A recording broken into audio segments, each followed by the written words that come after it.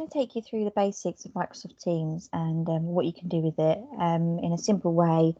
So a lot of you may already know this stuff. I thought it might be useful just to go through all of the things that you can use it for, and just a brief overview. And then I'll direct you to some Microsoft Teams videos that you can watch. They do loads of demos and e-learning and things that you can use specifically for any part of Teams, but I'll show you that towards the end.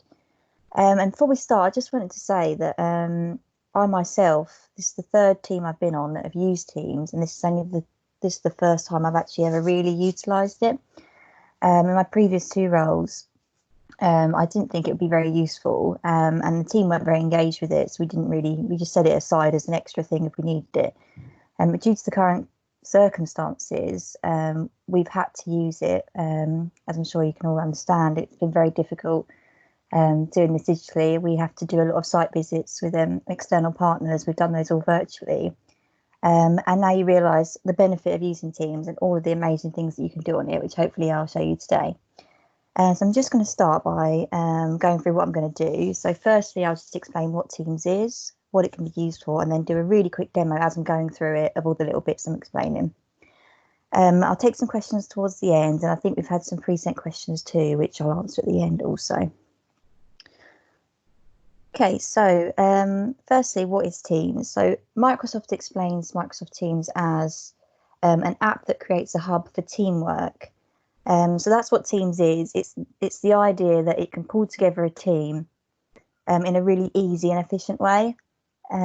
So you can make team sites and channels, which I'll explain further in a moment. Make phone and video calls. It's actually really user-friendly, and it's developed a lot of help tools that are really short and easy to watch. It just takes a bit of practice and getting used to it, because it can be quite daunting when you first start, because it's very different to anything you've used before. But once you get the hang of it, it's surprisingly user-friendly. You can also use chat instead of email, which is actually a really useful function. I watched a video the other day about how emails, when you're sending them, you end up sending around 40 emails to make one decision. But utilising the chat function amongst 5 of your team members or colleagues means that you can just send 3 or 4 messages. Everyone can see the results. Everyone can see any changes and decisions. Anybody can be added and view the whole conversation. And it means you only have to send 10 messages in a much shorter space of time instantly, get instant reactions, and the decision is made in a much quicker way. So if you think of it like that, it's actually a really efficient way of doing work. You can also do lots of fun things on there, which makes it a better environment, I think. And you can also use it on your desktop and phone, which is really useful. If you're out and about and you've got a work phone or any phone, any device, even an iPad, you can download the app and use Teams on there. And once you log in, you'll access every team site, every chat, every meeting you have via your phone or your desktop. So your laptop or computer. Okay, so that is what Teams is. So I'll just go through some of the functions that you can use on it. So firstly, as I alluded to before, using the chat function. So you can start a conversation. So this is with you and a number of people. So if you want to have a chat with your team or just a few colleagues about something in particular, you can add them all to the conversation so you can all view it. Or you can send one-on-one.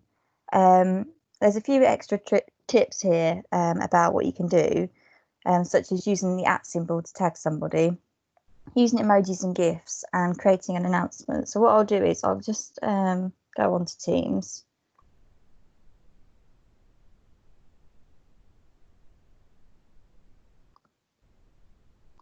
Okay, so hopefully you can all see the screen.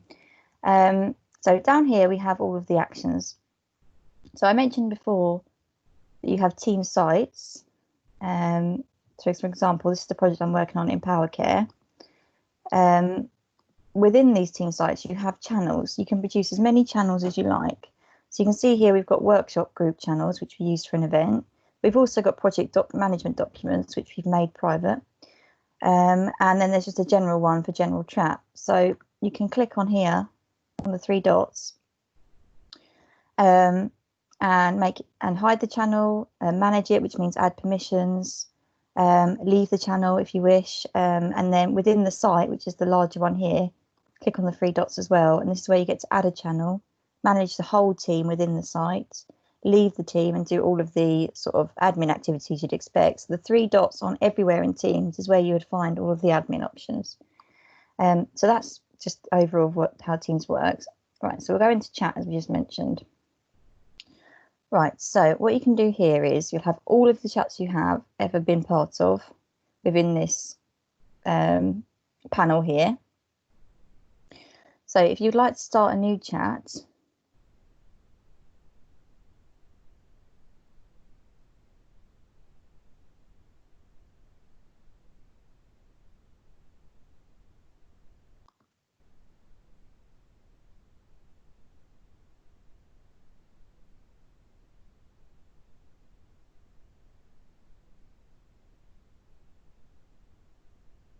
so if you'd like to start a new chat, you would go to this number up here, chat on here. This means start a new chat. Click on that. You then type anybody you like. So if I was going to have a chat with my colleague Laura, I would choose Laura. And then I can type here, hi Laura. Then I'd press send.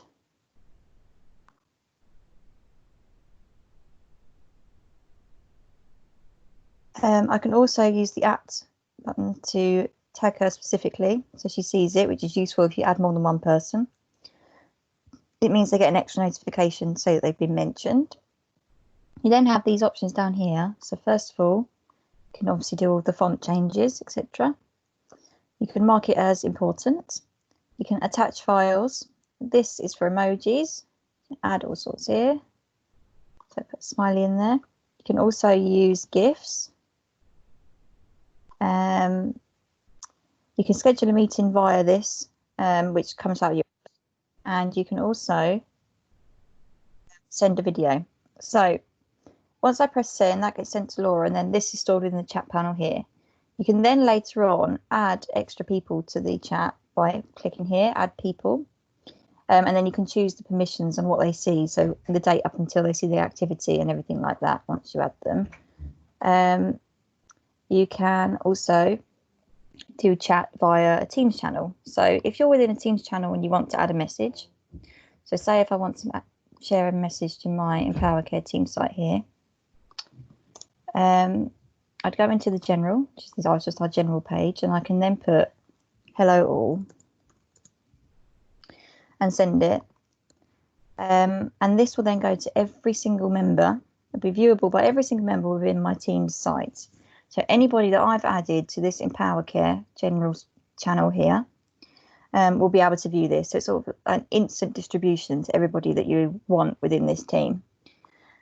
So it's a really easy way to send a quick notification. For example, I use it for updating people on the Twitter forward plan. And I actually add it on here on the files, which we'll discuss in a minute. And people can access that file, and I'll send a message saying the July one is now available, please see here. And everybody in the DLC team will be able to view that message. It's just a much easier way to get people to access files and things like that. So that's the chat function. We'll go back to my PowerPoint. So next up we have phone and video calls. So team video calls allow for a much more personal approach to phone calls. For example, having a call with your GP. We use it a lot, and although it can be a bit daunting at first, it's actually a much better alternative to face-to-face meetings. You can see how a person's reacting to your conversation. You know, you can read their body language, and it's just a nicer way to have a one-to-one meeting with someone. It feels a lot more like you've actually been there with them, a lot more personal. So dependent on your organisation's access, you can use Teams to make calls both within the organisation and externally. So for us at KCC, we have to ask permission for external access within Teams channels, but we can make calls to externals at any time that we like. So it's dependent on how your organisation works on that. You can also utilise screen sharing, the chat as we mentioned before, and sharing files during a call. So I'll go back quickly and show you that in a moment. And video calls, which we've done a lot of ourselves, is also great for holding video conferences and webinars. So if you ever have any events planned, there's an opportunity here to transfer them online.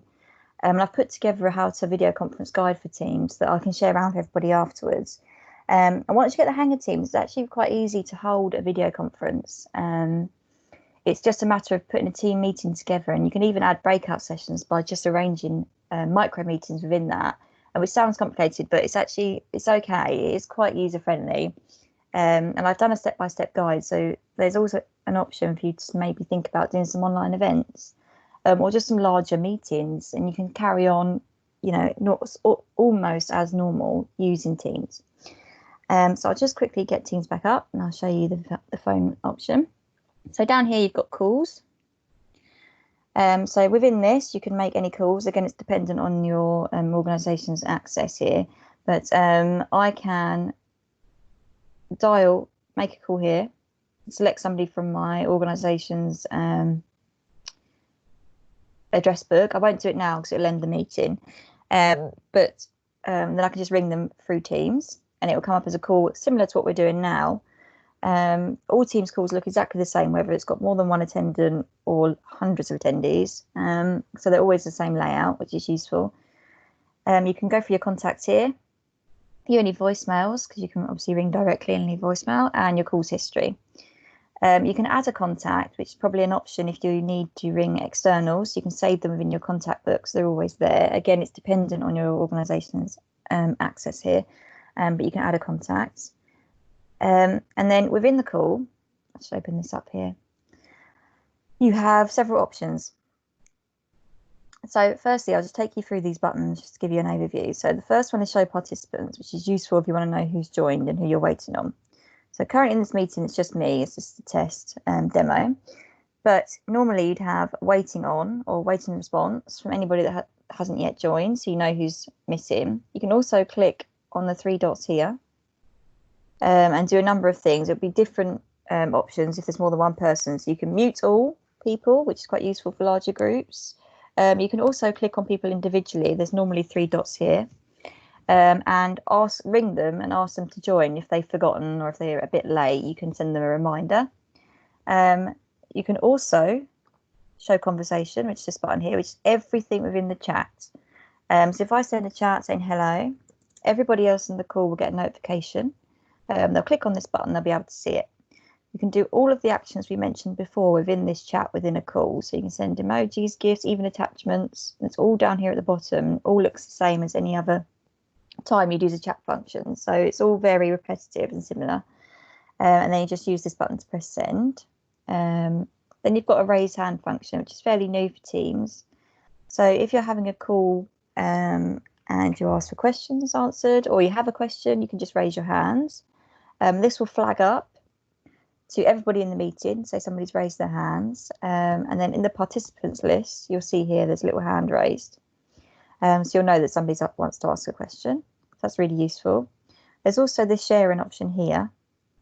So if I click it now, it'll obviously stop sharing my screen, but you just click on this button, choose any of the options that come up. So there'll be lots of documents there that you've got open, or you can just share your desktop and find the document you need. It's worth just having a play around with different options there. And there's some more information on that video conferencing guide and the different ways you can share. But sharing your screen means that you can share presentations, you can share documents, just as you would in any normal meeting. Then you've got these buttons here, which obviously turn your camera on, and then there's the mute button. So that's calls.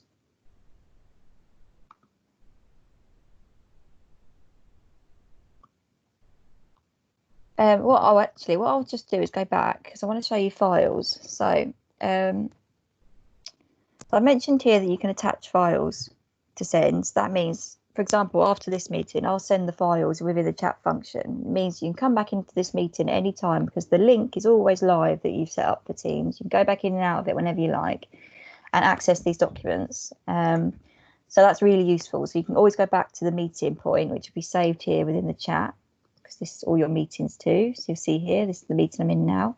So I can always go back into here and find all the files. Just in general within Teams,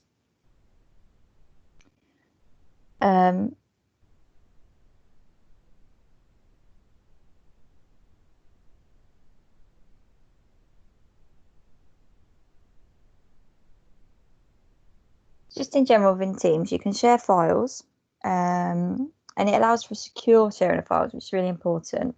So the only people that will be able to access the files you put within the channel will be the people that you have added to that channel. So say if you only added 3 members, only the 3 members within that channel will be able to view and work on that document. You can upload files that have come from SharePoint or OneDrive as well. And obviously, I don't know how familiar you are with that, but you can limit the access on files there too. The benefit of it is that these files can be edited by every single person working on it at exactly the same time, and it will come up and tell you who's working on it at each point, which I'll show you in a second. There's a files tab for easy access and use, which I'll also show you in a second. And then you can add new tabs for easy access to files, which I'll quickly demonstrate to you now. So I'll go back into a Teams site. This time I'm going to go into Design and Learning Center. Yeah. Okay, so you can close and minimize them with the arrows. And then I'm going to General. Right, so here is the Files tab. So click on Files. So there's plenty of things on here, mostly to do with social media engagement that I've uploaded. So you literally just put upload. Obviously you can download any, tick here, download, delete. And what I find particularly useful here is then you've got your tabs up the top.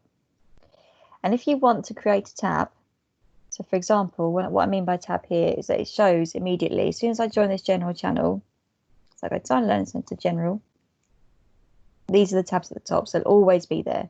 So every month I update this tab with the correct month for the Twitter forward plan. And I do this by uploading it to the files, clicking on it, and then I'll press these 3 dots here. And this here again, so as I mentioned before, these 3 dots, everything admin you can think of, make this a tab. So then this replaces this one. Which is really useful because then you don't have to go into files every time, and if it's something you're going to be accessing regularly, it's just there at the top ready. And then if I open one,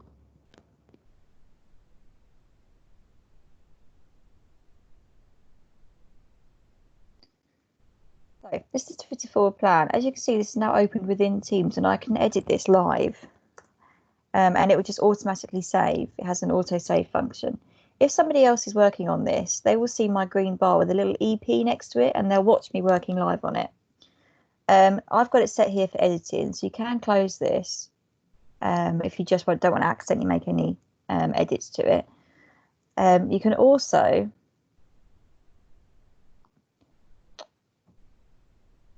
open in browser if you prefer to view it on the web view.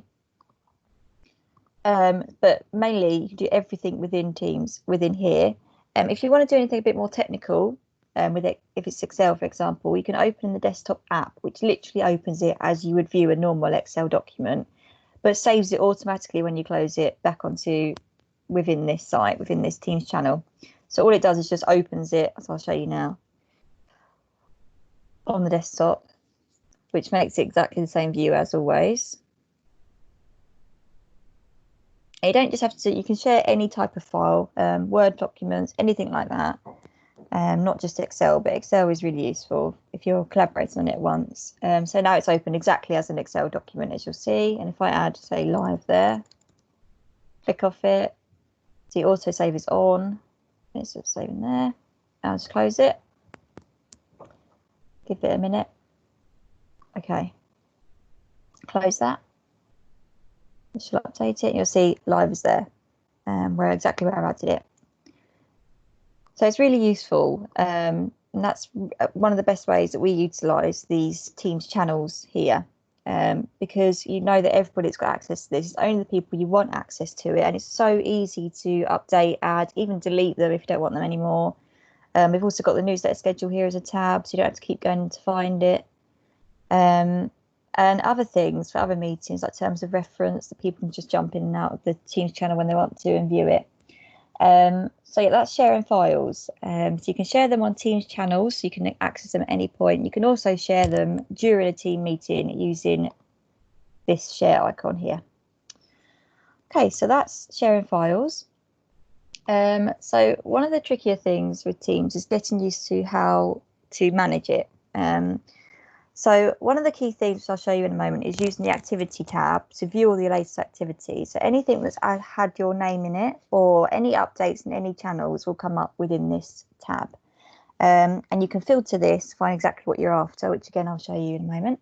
And there's also a search button. So I'll just quickly pop off this because if you're in several Teams channels, as you can see that I am currently, there's going to be a lot of notifications on there. Some of them may not be quite relevant to you, but there's still going to be a lot of activity. So if you go to this activity tab here, so up here at the top, anything that I've been mentioned in, so this includes whole teams, so you can do at Ash PPM team, for example, or at Design Learning Centre. So when I say that whole teams, I mean the names of these team sites will come up. Everybody within that site will then be sent this message. So it's also useful, or you can just do at to a single person. But everything on here, so for example, I've been mentioned here by Tamsin. As you can see, she's tagged me here. So she's done at Emily Paulding. Now it's come up, this is how it shows, and it's given me a notification here. So obviously there's quite a lot here because I'm being tagged in lots of different teams. So you can filter. Say, for example, I wanted to view things from Tamsin only, then that will come up. I think you can do specific things like maybe the topic. So if I put tweet, yeah, that also works. So in the same way that you filter emails, you can use it for exactly that. So that's that. So you have to close off of that one.